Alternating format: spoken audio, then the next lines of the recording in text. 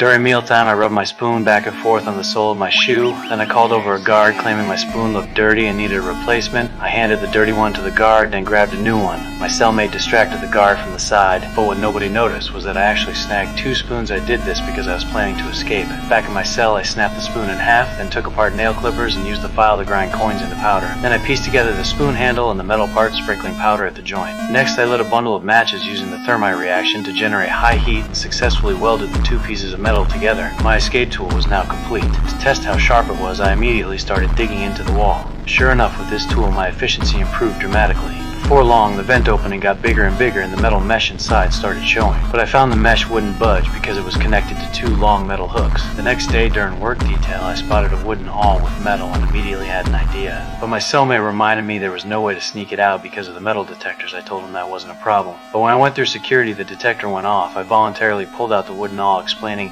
I just wanted to take it back to hang clothes. The guard obviously didn't buy it, confiscated the item, and searched me before letting me go. Back in my cell, I calmly pulled out a wooden awl from my shoe heel. Then I quickly attached it, kicked it hard a few times, and took it apart. Next, I soaked torn newspaper in water, mixed wall dust with water to make clay, and quickly formed a square box. Then I asked my neighbor for paint and brushes. After painting a realistic vent-cover disguise was complete. Next, I took out a head I'd molded earlier and painted it flesh-colored. Looking at myself in the mirror, I glued on eyebrows and hair. Just like that, a lifelike fake head was finished. When everything was ready, I eagerly crawled into the passage. But just as I was climbing up through the pipe, a patrol guard was walking toward my cell. My neighbor, who was on lookout, seemed extra nervous. Luckily, the guard glanced at my spot and didn't notice anything unusual. By this time, I had climbed to the top level of the cell block, but when I looked up, I was stunned. Above was only an exhaust vent, not only sealed with iron bars, but positioned extremely high. Even worse, that same guard had turned around and come back. He sharply noticed I hadn't moved at all while sleeping, and immediately became suspicious. Then he reached out to touch it.